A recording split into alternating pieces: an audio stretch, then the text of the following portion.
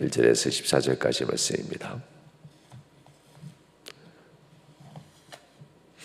함께 읽도록 하겠습니다. 아브라함이 99세 때에 여호와께서 아브라함에게 나타나서 그에게 이르시되 나는 전능한 하나님이라. 너는 내 앞에서 행하여 완전하라. 내가 내 언약을 나와 너 사이에 두어 너를 크게 번성하게 하리라 하시니 아브라함이 엎드렸더니 하나님이 또 그에게 말씀하여 이르시되 보라, 내 언약이 너와 함께 있으니 너는 여러 민족의 아버지가 될지라. 이제 후로는 내 이름을 아브라함이라 하지 아니하고 아브라함이라 하리니 이는 내가 너를 여러 민족의 아버지가 되게 함이니라. 내가 너로 심히 번성하게 하리니 내가 내게서 민족들이 나오게 하며 왕들이 내게로부터 나오리라. 내가 내 언약을 너와 너 및 네 대대 후손 사이에 세워서 영원한 언약을 삼고 너와 내 후손의 하나님이 되리라. 내가 너와 내 후손에게 내가 거류하는 이 땅 곧 가나안 온 땅을 주어 영원한 기업이 되게 하고 나는 그들의 하나님이 되리라. 하나님이 또 아브라함에게 이르시되 그런즉 너는 내 언약을 지키고 내 후손도 대대로 지키리라. 너희 중 남자는 다 할례를 받으라. 이것이 나와 너희와 너희 후손 사이에 지킬 내 언약이니라. 너희는 포피를 외어라. 이것이 나와 너희 사이의 언약의 표징이니라. 너희의 대대로 모든 남자는 집에서 난 자나 또는 너희 자손이 아니라 이방 사람에게서 돈으로 산 자를 막론하고 난 지 8일 만에 할례를 받을 것이라. 너희 집에서 난 자든지 너희 돈으로 산 자든지 할례를 받아야 하리니 이는 내 언약이 너희 살에 있어 영원한 언약이 되려니와 할례를 받지 아니한 남자 곧 그 포피를 베지 아니한 자는 백성 중에서 끊어지리니 그가 내 언약을 배반하였음이니라. 아멘. 아멘. 할렐루야. 하나님의 은혜가 여러분의 삶과 함께하기를 주님으로 축원합니다. 오늘은 하나님께서 이렇게 얘기합니다. 나는 전능한 하나님이라 이렇게 말씀하십니다. 아브라함을 부를 때 하나님께서는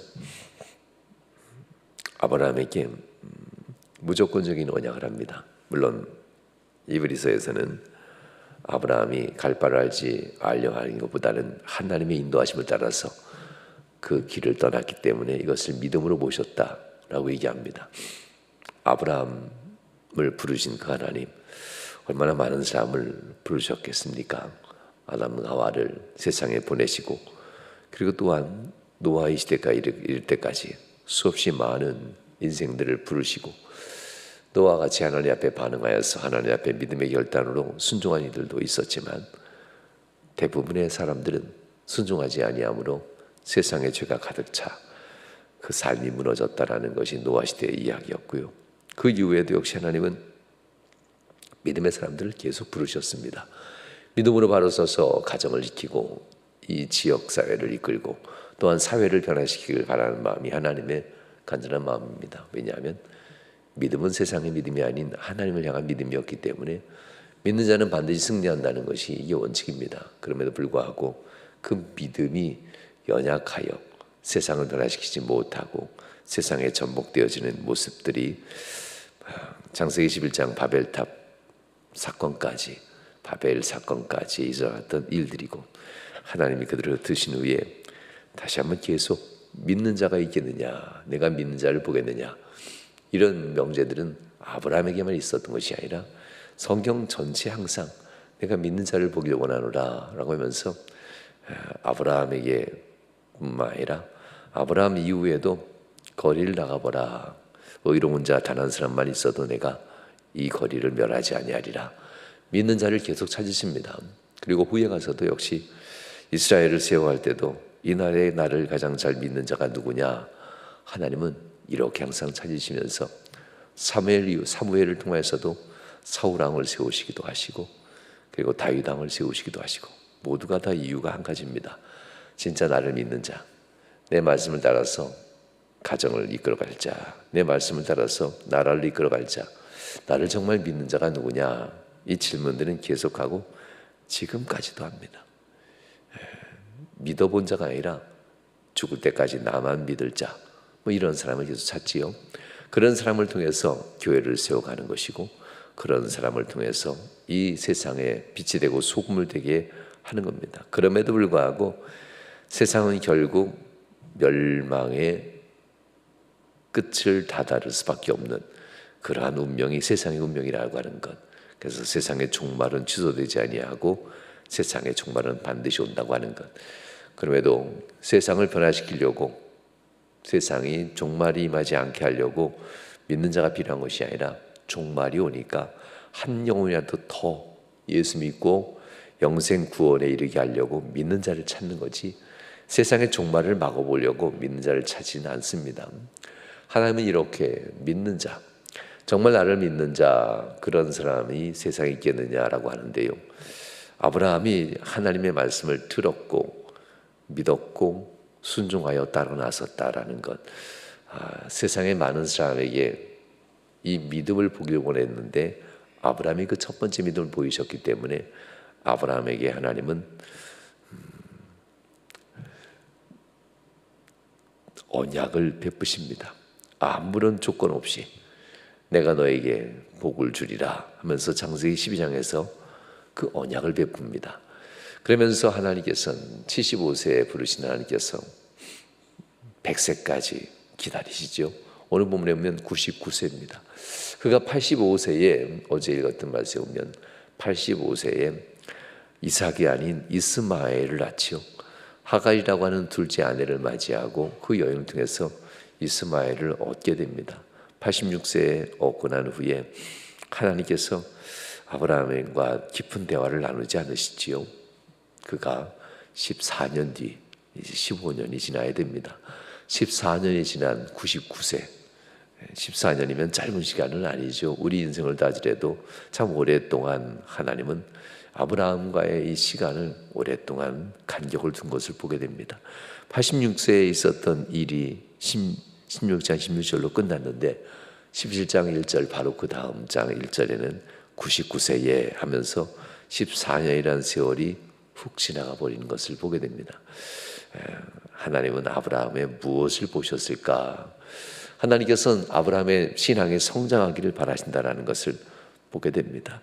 신앙의 성장은 뭡니까? 하나님 앞에서 우리 믿음이 오롯이 하나님만 더 바라볼 수 있는 삶으로 바뀌어지는 거잖아요.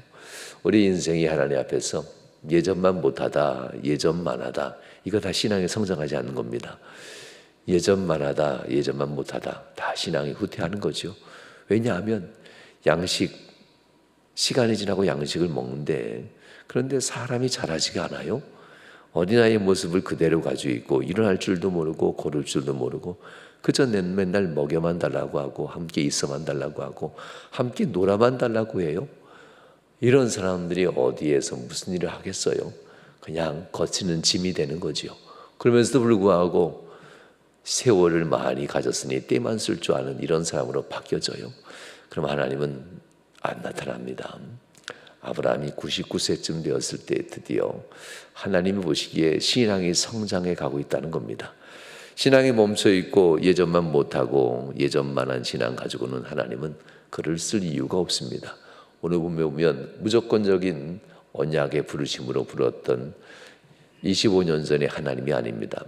신앙이 이제 성장하기를 기다리시고 25년이 지난 어느 날 25년이면 꽤 긴 시간이지요. 25년이 지난 어느 날 하나님이 아브라함에게 나타나셔서 내가 내게 언약을 이루어 주리라고 하지 않습니다. 이렇게 얘기합니다. 나는 전능한 하나님이라. 아주 의미심장한 말입니다. 나는 전능한 하나님이다 하면서 너는 내 앞에서 행하여 완전하라 이렇게 얘기합니다.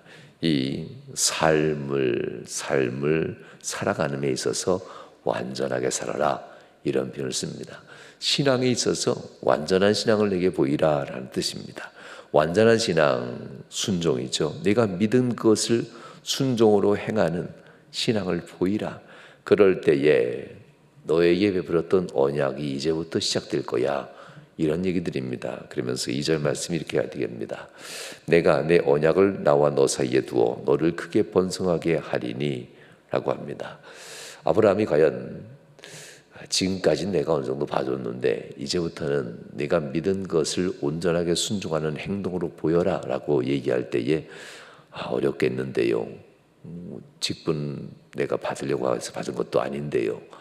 인생에 있어서 해야 될 일도 많고 내 인생에 있어서 여러 가지 어려움도 많고 몸도 연약하고 여러 가지 힘든 일도 많은데요. 이런 성도였다면 지치고 피곤해서 하나님 힘든데요. 이렇게 얘기했다면 아브라함은 3절의 태도를 보이지 않습니다. 그러나 아브라함은 3절의 태도가 바뀝니다. 그가 엎드렸다 합니다. 엎드렸다. 땅바닥에 엎드렸다. 머리를 땅에 대고 엎드렸다는 걸 얘기합니다. 이거는 순복을 얘기합니다. 아브라함이 그간 14년 동안 곧 86세에 이스마엘을 낳고 그의 아내와 아브라함 사이에 엎드려 복종하는 하갈의 모습을 보고 하나님이 하갈을 통해서 그의 아들을 줄 것을 아브라함에게도 얘기합니다. 그래서 아브라함이 86세에 하갈이 아이를 낳자 하나님의 뜻대로 이스마엘이라는 이름을 아브라함이 주었더라. 이렇게 얘기합니다. 그것은 곧 하갈에게 나타났던 그 하나님이 아브라함에게도 나타난다는 겁니다. 하갈을 지키실 것이고 하갈로부터 아들을 낳을 것인데 그 아들을 이스마엘 할 것이고 이스마엘은 또 다른 민족이 될 것이고 이스마엘은 큰 민족으로 내가 세워갈 것이다 라는 하나님의 말씀을 아브라함도 역시 들었다는 겁니다. 이 이후로 아브라함은 어떤 태도를 취했을까? 14년 동안 아브라함은 하나님의 때를 기다리고 또 기다렸다는 겁니다. 그래서 하나님이 그를 통해서 역사하실 이삭, 곧 아들이 누구일까? 언제 어떻게 올까? 더 기다리고 있었던 아브라함의 모습을 보게 됩니다. 그래서 아브라함은 너의 행위를 완전하게 행하라.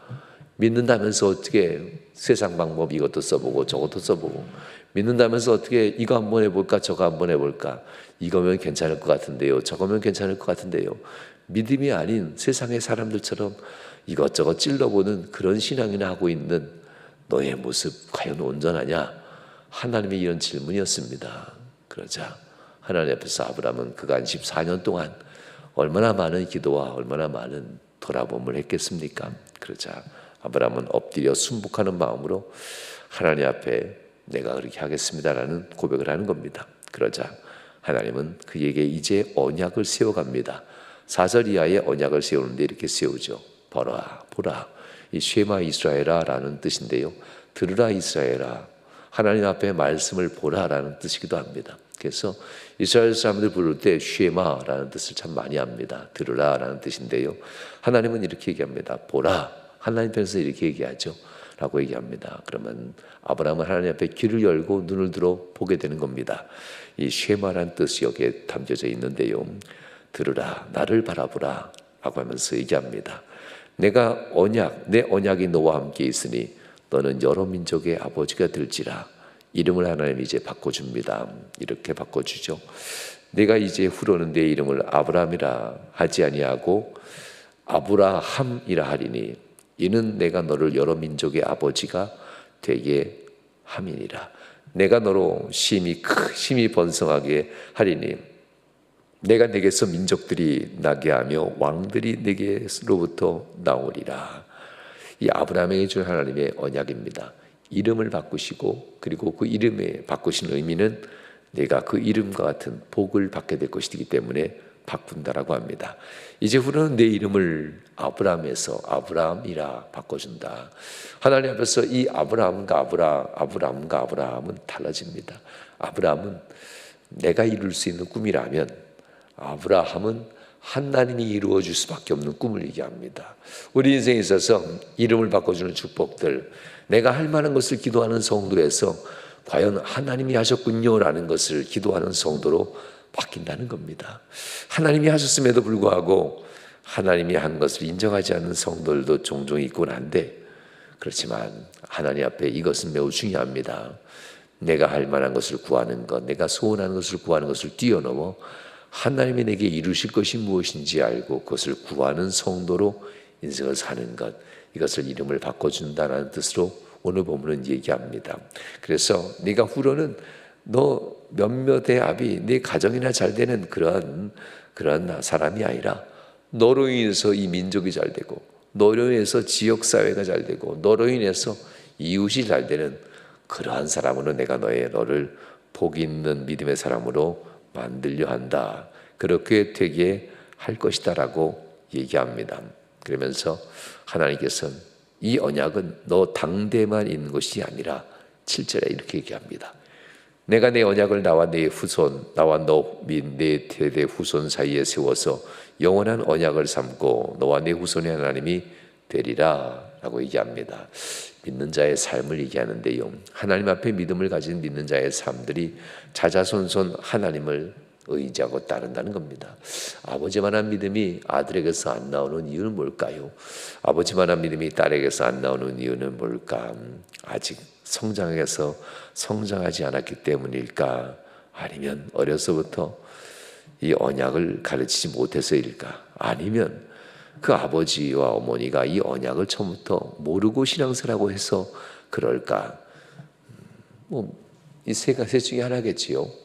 자녀가 아직 믿음을 받아들일 만한 만큼 성장하지 못했기 때문이든지, 아니면 부모가 이 언약을 알았음에도 불구하고 자녀에게 가르쳐주지 않았기 때문이든지, 아니면 그 부모는 처음부터 믿음의 껍데기만 가졌을 뿐 하나님께로부터 언약을 받은 적이 없는 사람이었으니 자녀선에게 믿음을 주지 않았다든지 줄 수 없었다든지 셋 중에 하나겠지요. 그러나 하나님은 분명히 얘기합니다.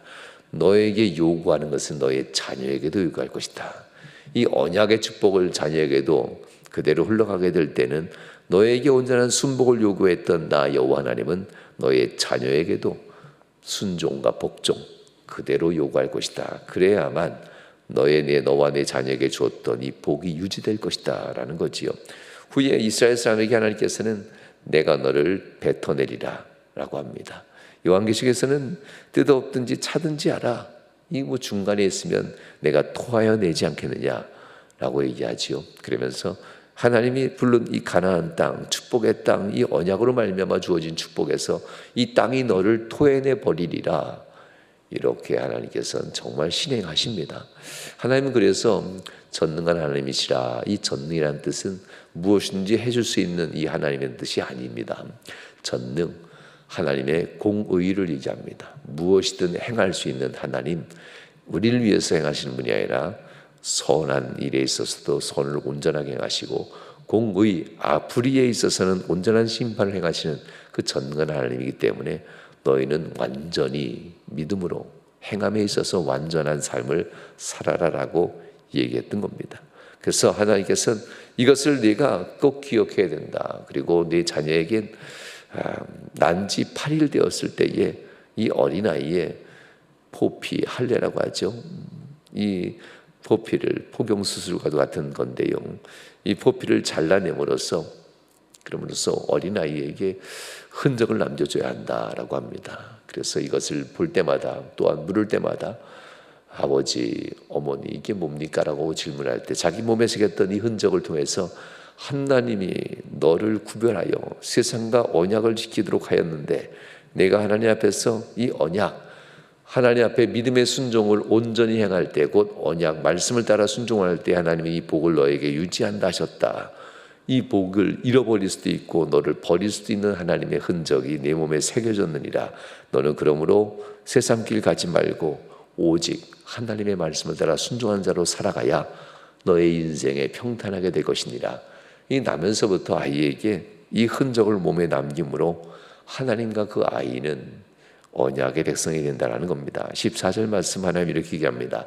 할례를 받지 아니한 남자 곧 그 포피를 베지 아니한 자는 백성 중에서 끊어지리니 그가 내 언약을 배반하였음이니라 라고 합니다. 예수님께서는 신약에서 이렇게 얘기합니다. 몸의 할례를도 중요하다. 그러나 너희는 마음의 할례를 받지 못했구나. 들어서 지식은 있는데 들은 지식이 너에게 순종으로 믿음으로 나타나지 않는구나 하면서 마음의 할례를 받지 못한 자들, 곧 하나님을 배반한 자들이라고 하면서 예수님이 말씀하시고, 후에 바울이 이렇게 얘기하면서 유대인들 앞에서 올바른 믿음을 행할 것을 말씀하기도 합니다. 사랑하는 여러분, 하나님은 무조건적인 언약을 베푸셨던 하나님이 이제 그 무조건적인 언약을 완성시키십니다. 신앙이 아직 어린아이 같을 때야 하나님의 무조건적인 품어주는 은혜가 임하지만, 신앙이 장성하면서 그 언약을 이루어 갈 때에는 신앙도 믿음으로 완전해져야만 합니다. 신앙이 하나님 앞에서 온전하게 성장하가는 완전한 신앙을 바라보면서 순종하게 할 때에 하나님은 그들에게 은혜를 베푸시고 그들에게 놀라운 축복을 베푸신다는 말씀이 본문의 말씀입니다. 언약은 말씀에 대한 믿음과 순종이 따를 때 이 언약도 그대로 이루어진다는 사실을 기억하면서, 여러분 삶 가운데 사단 마귀의 모든 미혹들이 항상 올 겁니다.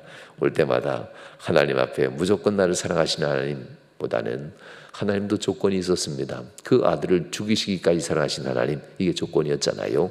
우리의 삶 가운데 우리의 신앙의 완전한 것을 돌아보고 하나님 앞에 믿음을 굳건히 세워가는 성도들의 삶 되시기 바랍니다. 하루하루는 나에게 세워준 허락하신 새로운 기회다라는 믿음을 가지고 하루하루 믿음을 잘 세워가는 저와 여러분 모두가 될 수 있길 주님으로 축원합니다. 기도하시겠습니다.